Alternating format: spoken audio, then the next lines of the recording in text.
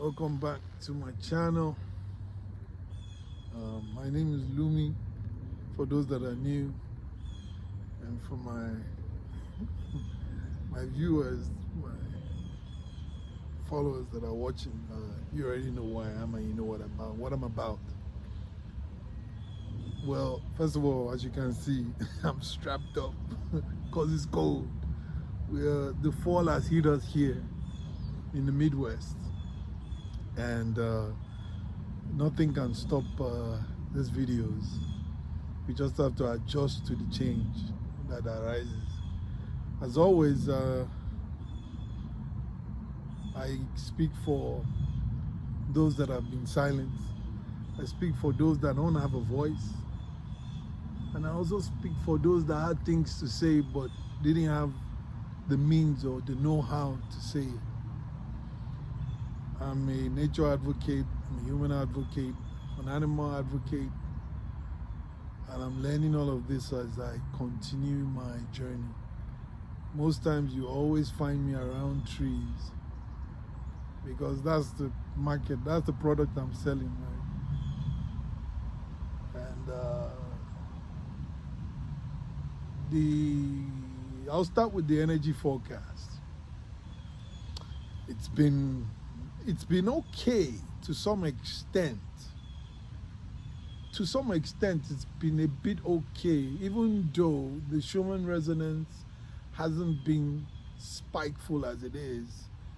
It's not registering on the system, but what we're feeling, or should I say what I'm feeling, is not really in alignment with what is showing on the Schumann resonance graph.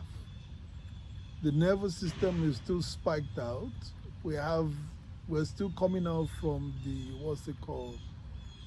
Well, tomorrow is the lunar eclipse. We're in the season of the eclipse already. And those are already happening. Things are already going on. And yeah. And you can see how that is reflecting externally in the society with things that are going on, like the earthquakes, the scandals, the lawsuits. And also you wouldn't hear much of the great stuff because those stuffs that are moving individually are expanding. And so people like us, that we are doing everything that we can to push the narrative of world peace, are slowly evolving into what we came here to be.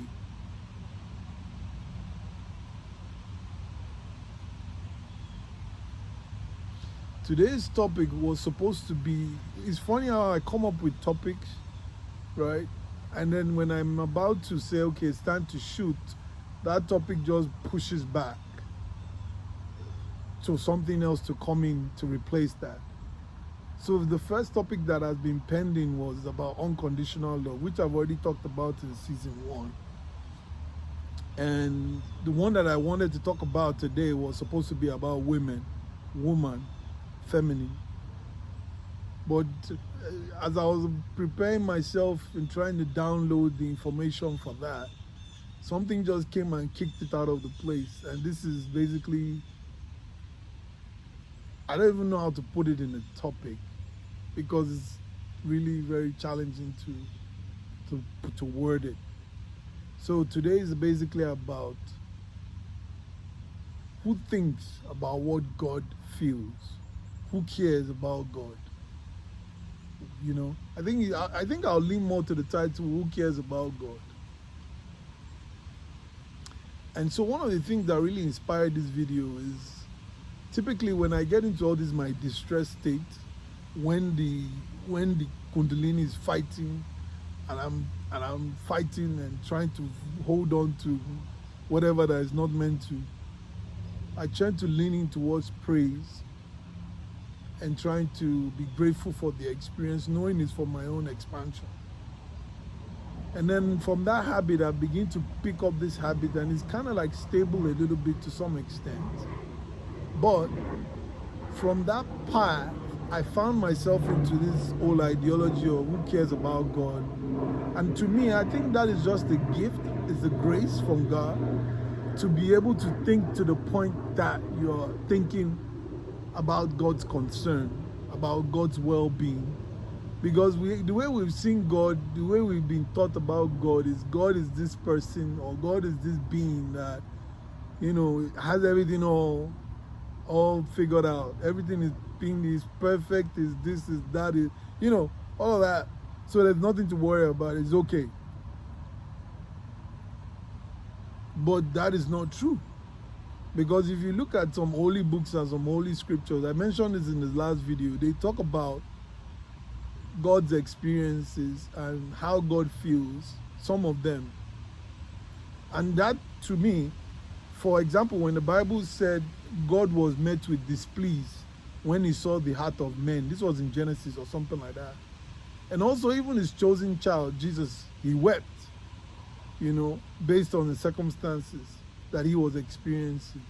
So there is that iota of belief there that God actually perceives things close to ours, maybe in a different way, but there's still perception that is going on there.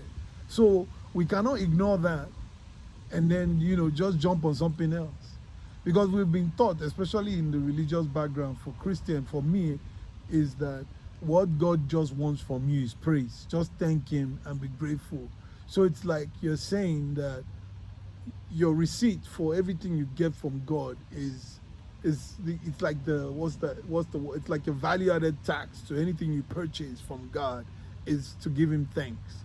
So just be grateful for him for any experience that you're having, and that alone satisfies God, right?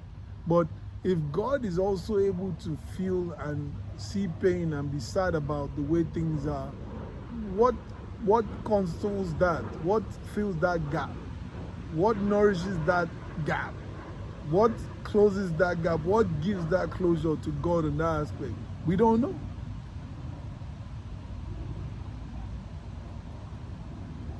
And the only way this type of conversations and this type of understanding can be explored is if it is touched on as a possibility of experience. Could this be? And then maybe then if you lean towards it and you build your house around that place and you ground yourself in that experience, asking that question. Again, religiously they say when you ask, you see. Maybe then God will reveal that to us and let us know that this is what I go through, this is my experience, and this is how it feels. So there are some questions that I just want to ask. So, for example, think about this, for example. You have a child. Again, I brought this up in my last video. You have a child, and you raise the child, you give the child everything the child needs to become something in life. And then the child does the opposite of everything that you taught the child. And the child, after doing everything that is opposite of what you taught the child now comes back to blame you or gets upset and doesn't take responsibility of his or her actions based on the consequences that they had to meet with their experience. How will you feel as a parent, or how will you even feel as a sibling if you don't have a child?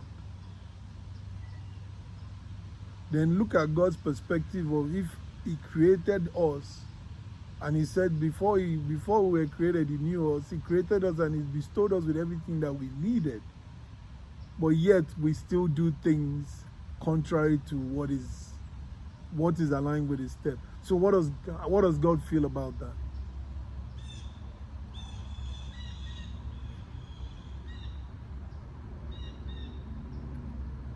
So another thing, you go to someone and because of the color of their skin and the way they look, you derive this form of hate against them, and you decide that you just want to make life miserable for the person based on the color of their skin. How do you think God will feel when God created both of you? How does God feel about that?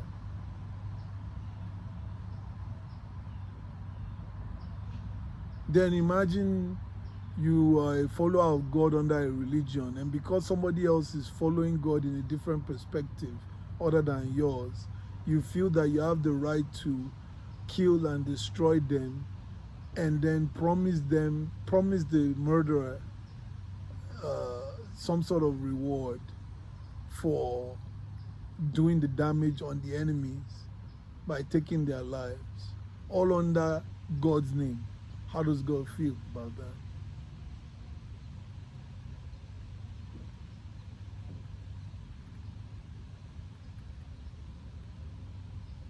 You go somewhere, you take people's land, you repossess them, render them homeless, they become, they start roaming, it displaces their family, all under God's name, under the law that you bestowed and signed under the watchful name of God. How does God feel?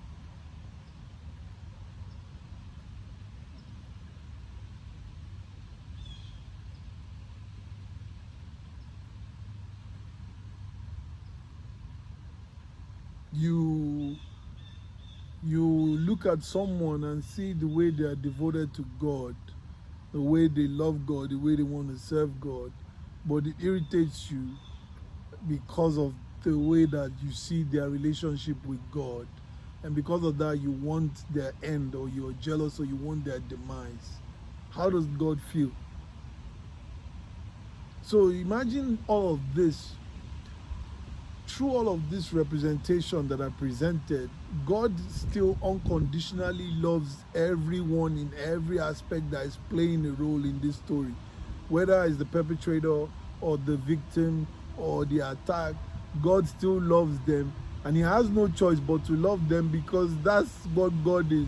So how does God feel knowing that He has no choice because He's unconditionally loving? How does God feel about that, with that kind of, with all these type of scenarios that I just came up with? And the only way we can have an idea to how God feels is to, for us, think about it for a second, that you have two children, and then one of the children, sorry, kills the other and says, I'm killing you because you don't respect daddy, or you don't respect mommy, so I'm killing you because of that. And you, that you are the parent, you don't have any problem towards any of the child, you love them both equally, but one of them is saying, you don't respect mom, you don't respect dad, so I'm going to kill you, I'm going to make life miserable for you because you don't respect them. And then you have to watch both children do that act, the one that has to suffer for it, and then the one that has to be the one that is inflicting the pain. And then you, because you're the one that gave birth to them, you love them. What are you going to do?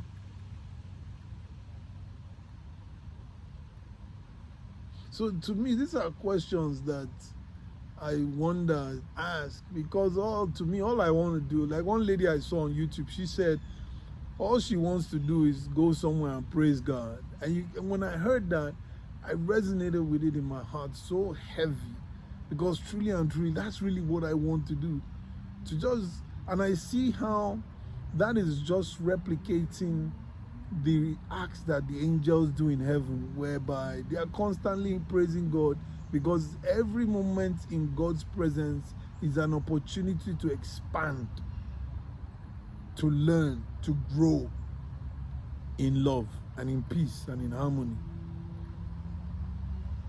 Because every other thing is like, every other thing is still coming from there. So why not go to the source itself to get what you need?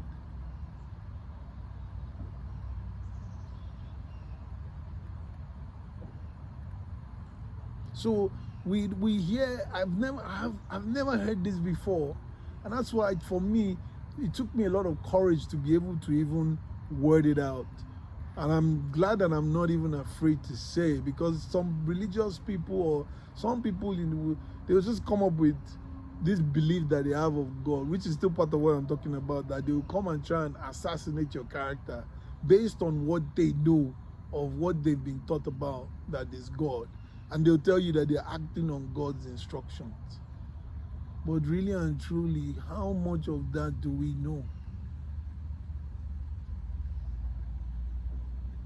So we don't know. So the only reason there that I bring it up is to plant that thought that, so before you commit any act, or before you inflict pain on anyone, or before you do any damage or cause any harm, think that one, you yourself will experience it eventually. But then again, the person that created both of you is also going to experience that on behalf of that person. And then you also have to experience that from what God perceives about you based on the act that you did. So imagine all of those. What's the English word? It's coming. I'm trying to get it. Imagine all of those. Oof, it came and it's gone. Imagine all of those factors. That's the best that I could get up with. Involved. I'll bring it back again for you to hear it. Okay, let's say there's someone here that I want to, there's someone that is irritating me, that is triggering me, that is causing me pain. And because of that, just by their mere existence, I want to just make life miserable for them. And so I start coming up with things and theatrics of ways to make that possible. And by doing that, I'm deriving pleasure from that pain, right? So that's, first of all, for me to give pain, I already have pain. So that's one pain that I'm giving. So now I'm causing another person pain. That's two pain that I'm creating. Now, for God to experience this dynamics that is occurring between me and the person, that's three pain. So my pain, the person I'm causing the pain, then God that I'm causing the pain. Now, eventually when I'm going to try and make amends for whatever that made me cause that pain, or whether when I've learned the lesson that is behind what is inside of me that's causing me to want to inflict the pain externally, I'll have to deal with this pain within myself again. That's the second round.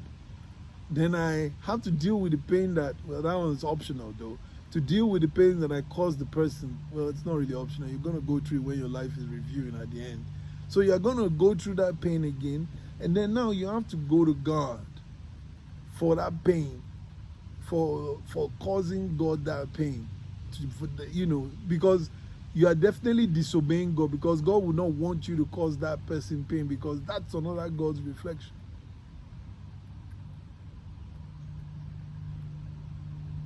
And then let's not even dive deeper into life experiences of the Akashic records of that pain, of that experience, that dynamics.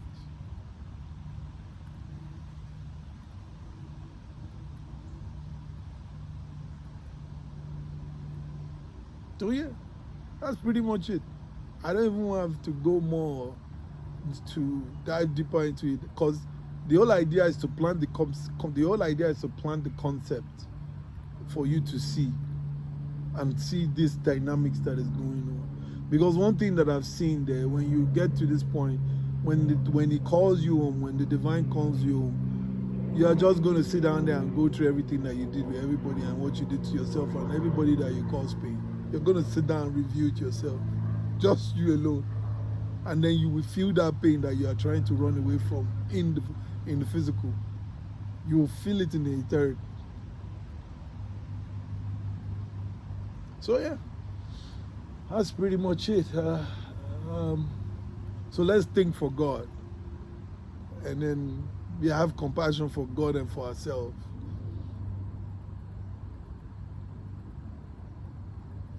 And it's like your parents pass away and they give you an inheritance of wealth, and then you just burn it away. And then after burning it away, you now recover from that childishness or whatever it is that caused you to lose all of that will, trust, or whatever it is. And then you start to build yourself back up. As you start to build yourself back up in life, you have children. And if you haven't processed what made you throw away all your parents' inheritance, your child is going to repeat that cycle. And then you also have to see that pain again within yourself. And then you see what it feels like for that to be done to you. And at that point, if you are even graceful enough, you'll be graceful enough to know that you will not, cast away the child.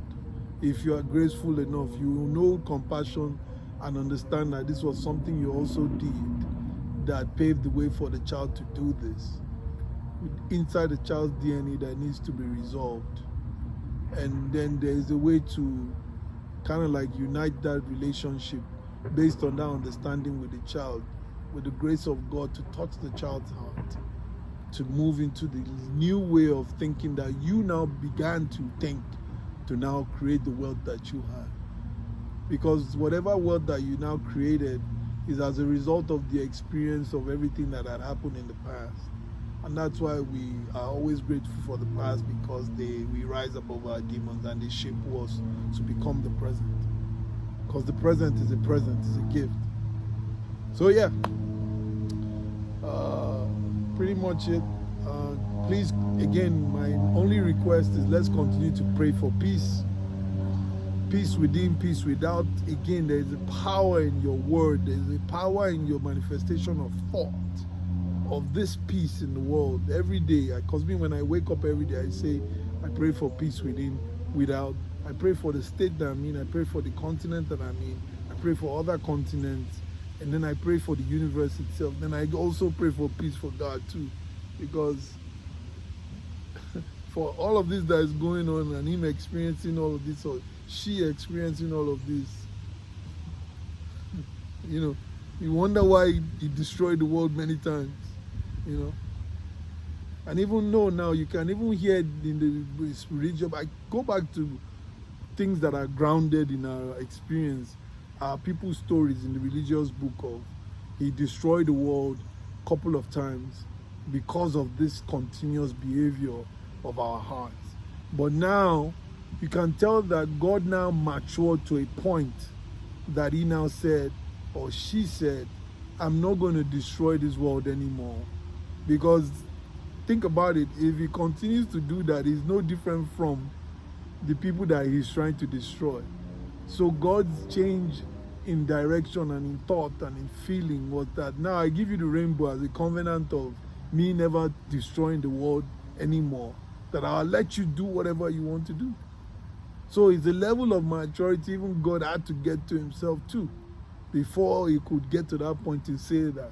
So that's to let you know that God is ever evolving. And I think that's one of the beauty of God. It's not that God is perfect. Like, I don't know how to put it. It's not like they say God is perfect. It's like the acceptance of everything and the flow of continuity of life, of what some people call consciousness. That's the beauty of God. It's not that God is this white person. No, God created the devil for a reason. God created darkness for a reason. And he knows the reason why he created all of that was to bring balance into this whole system.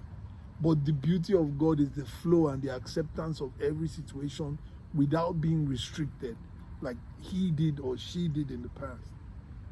So yeah, I think I'm going to parable. So again, please continue to remember the prayer, and please pray for me.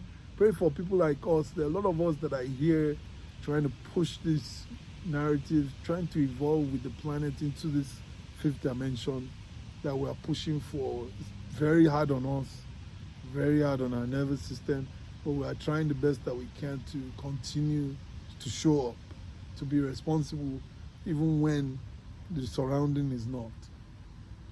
And more clarity has come up with my school, one of my projects that I talk about. Please continue also to have me in prayer. So now the ideology of the school is now called the School for the Gifted. This is where we're going to have children that have diverse talents, neurodivergent children on the spectrum, and we help them to cultivate their gifts in a very more matured and healthy way, so that they are not restricted and they follow their hearts, and it's easy for them to align with their destiny. That's where we're at. So I'm starting to shop around and look for lands, even though I don't have any clue how I'm going to be able to purchase the land. But that is not my concern. That's for the gods. That's God's concern, not mine. So I'm going to look for the land, and I'm still working on that. And it takes a lot of faith to be able to think that you can birth such a thing that is cost millions of dollars, and you don't even have $1 in your account. No, I have more than $1. You get my point. So yeah, thank you for watching. Like, subscribe, share to people that are like-minded, that you think that they'll be interested. And as you can see, I'm getting more easy and flow. Things are getting more better. More integration is coming, and hopefully this month I'll be very much more integrated and do more activities, because I have a lot of legwork, social media presence, that I have ideas that I want to do. But my body says you ain't doing shit like that. Part of my language. So once again, thank you for watching. Like and subscribe. Thank you, because you have what's the word? Of all places to be in the world, you took your time out to sit and listen to me. And I appreciate that. And I thank you for that. But please remember the goal of the video. Plant that thought to think for God before you act.